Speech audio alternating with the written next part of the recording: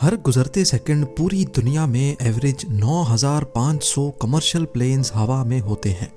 Live plane tracker पे देखा जाए तो तकरीबन पूरा वर्ल्ड मैप ही मक्खियों की तरह प्लेन्स से भरा हुआ है। लेकिन वर्ल्ड मैप पे कुछ स्पॉट्स ऐसे भी हैं जहां हमें एक भी प्लेन नजर नहीं आता।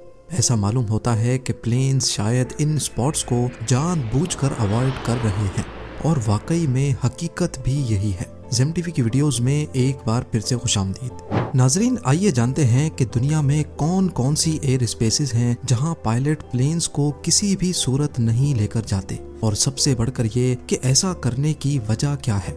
नंबर 6, तिबेटन प्लेटो। दुनिया में शायद ही कोई इतना बड़ा लैंड एरिया हो जिसको पायलट्स अवॉइड करते हैं। तिबेटन प्लेटो 25 लाख स्क्वायर किलोमीटर के एरिया पर फैला हुआ है, जिसको टोटल 9 कंट्रीज शेयर करती हैं।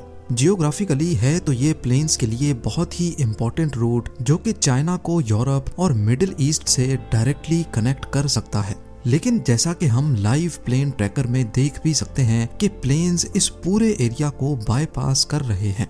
इसकी सबसे बड़ी वजह प्लेटो में पाए जाने वाले ऊंचे तरीन पहाड़ी सिलसिले हैं जो चाइना से स्टार्ट होकर नेपाल, भूटान से होते हुए अफगानिस्तान में जाकर खत्म होते हैं। यहाँ एवरेज पहाड़ों की ऊंचाई 14,000 फीट है और कमर्शियल प्लेन्स नॉर्मली 35,000 फीट पे फ्लाई करते हैं। वैसे तो प्लेन्स इन पहाड़ों से काफी ऊपर ही रहते हैं, लेकिन इमरजेंसी की सूरत में, जैसा कि केबिन में से प्रेशर लीक हो जाना या इंजन का किसी भी वजह से फेल हो जाना, इस सूरत में ऑक्सीजन मास्क ऑटोमेटिकली ड्रॉप हो जाते हैं और अब पायलट के पास सिर्फ और सिर्फ 20 मिनट होते हैं। जी हाँ, पायलट को 20 मिनट के अंदर अंदर प्लेन को 35,000 फीट की बुलंदी से 10,000 फीट तक लाना होता है। क्योंकि तिबेटन प्लेटो की एवरेज हाइट ही 14,000 फीट है, इसी वजह से यहाँ पे ऐसा करना पायलट के लिए नामुमकिन हो जाता है। सिर्फ ऊंचे पहाड़ ही तिबेटन प्लेटो को अवॉइड करने की वजह नहीं है। असल में यहाँ प्लेन्स को बहुत अनोखी टर्बुलेंस का सामना भी करना पड़ता है। यहाँ मौजूद ऊंचे तरीन पहाड़ों से हवा टकराकर ऊपर की तरफ जाती है, जो प्लेन के बैलेंस को डिस्टर्ब कर सकती है। Number 5, volcanoes. जनवरी 2022 को साउथ पैसिफिक ओशन में टोंगा आइलैंड के करीब एक अंडर वाटर वॉल्केनो फटा था। इसका धुआं और ऐश क्लाउड इतना बड़ा था कि इसने हिस्ट्री के सारे रिकॉर्ड तोड़ दिए। इस इवेंट को सैटेलाइट ने भी रिकॉर्ड किया था, जो कि कुछ इस तरह दिखता है। ऐश के ये बादल आसमान में 1,90,000 फीट की हाइट तक रिकॉर्ड किए गए। इतनी ज्यादा ऊंचाई पर पाए जाने वाले ऐश क्लाउड्स किसी भी प्लेन को आसानी से नुकसान पहुंचा सकते हैं। वॉल्केनो से निकलने वाला ऐश क्लाउड प्लेन की विंडशील्ड को भी तोड़ सकता है और इंजन को भी नुकसान पहुंचा सकता है। 24 जून 1982 को लंदन से न्यूजीलैंड जाने वाली फ्लाइट रास्ते में एक वॉल्केनिक क्लाउड के ऊपर से गुजर बैठी। ये वो दौर था जब जहाज में स्मोकिंग करने पर कोई पाबंदी नहीं हुआ करती थी।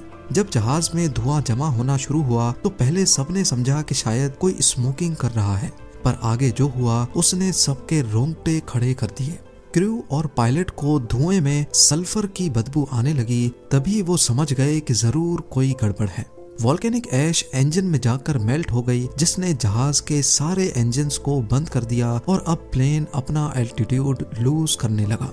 खुशकिस्मती थी कि 37,000 फीट से जब प्लेन 12,000 फीट तक पहुंचा तो 4 में से 3 इंजन स्टार्ट हो गए और प्लेन को बाहिफाजत लैंड करवा लिया गया।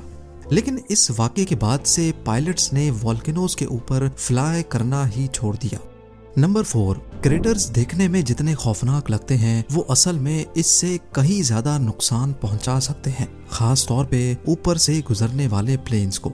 हमारी दुनिया में करीब 170 एस्ट्रॉयड इम्पैक्ट क्रेटर्स हैं, जबकि कई माइनिंग कंपनीज की तरफ से भी बनाए गए हैं। वैसे तो हाई एल्टीट्यूड पे ये प्लेन्स को कोई नुकसान नहीं पहुंचा सकते, लेकिन लो एल्टीट्यूड पे इनके ऊपर से गुजरना खतरे से खाली नहीं है, क्योंकि ये प्लेन्स या हेलीकॉप्टर को अपने अंदर खींच भी सकते हैं। असल में क्रेटर जितना ज्यादा गहरा होगा उसका बॉटम उतना ज्यादा गर्म होता है। क्रेटर के बॉटम पे गर्म हवा ऊपर की तरफ ट्रेवल करती है और बाहर की ठंडी हवा क्रेटर के अंदर जाती है। गर्म और ठंडी हवा के इस एक्सचेंज से क्रेटर के अंदर वोर्टेक्स इफेक्ट पैदा होता है, जिसमें सक करने की, खींचने की ताकत पैदा हो जाती है। जबकि क्रेटर के बाहर बहुत ही अनयूजुअल स्ट्रेंज टर्बुलेंस पैदा हो जाती है। यही वजह है कि पायलट्स क्रेटर्स को देखते ही अपना रास्ता बदल लेते हैं। नंबर 3, नॉर्थ कोरिया दुनिया का वाहिद ऐसा मुल्क है जिसकी एयर स्पेस सबसे खतरनाक समझी जाती है, क्योंकि यहाँ नॉर्थ कोरियन मिलिट्री बगैर बताए कभी भी कहीं भी मिसाइल लॉन्च कर देती है।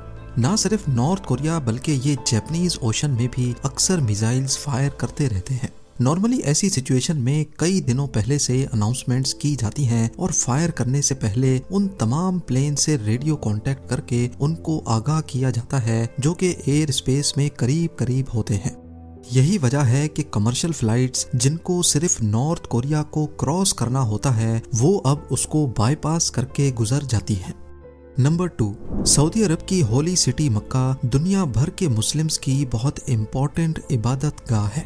ऐसा माना जाता है कि मस्जिद हरम अर्थ की सेंटर ऑफ ग्रेविटी के ऊपर बनी है, इसी वजह से ना ही इसके ऊपर से कोई प्लेन फ्लाई कर सकता है और ना ही परिंदा। पर असल में ऐसी बातों में कोई हकीकत नहीं है। मस्जिद हरम के ऊपर से प्लेन इस वजह से नहीं गुजरते क्योंकि सऊदी गवर्नमेंट ने इसको नो फ्लाई जोन कर रखा है। ऐसा करने के 2 रीजंस हैं। पहला तो है सिक्योरिटी रीजन, क्योंकि मक्का में हर वक्त लाखों मुस्लिम्स मौजूद रहते हैं। अगर यहाँ कोई भी नाखुशगवार वाकया हुआ तो काफी जानी नुकसान हो सकता है। दूसरा रीजन है मक्का की लोकेशन। मक्का एक ऐसी लोकेशन पे बना है जिसके चारों तरफ पहाड़ मौजूद हैं। अगर इसके ऊपर से प्लेन गुजरा तो इंजन नॉइज इको होने की वजह से दुगनी तिगनी हो जाएगी, जो कि पिलग्रिम्स को डिस्टर्ब कर सकती है। यही वजह है कि मक्का में कोई एयरपोर्ट भी नहीं है, क्योंकि एयरपोर्ट होगा तो प्लेन्स टेक ऑफ और लैंडिंग के वक्त लो एल्टीट्यूड पे होंगे जो नॉइज पोल्यूशन का बायस बन सकते हैं। और अब number 1, area 51। US state Nevada में 7500 स्क्वायर किलोमीटर पर फैला हुआ ये एरिया यूएस एयरफोर्स की टॉप सीक्रेट बेस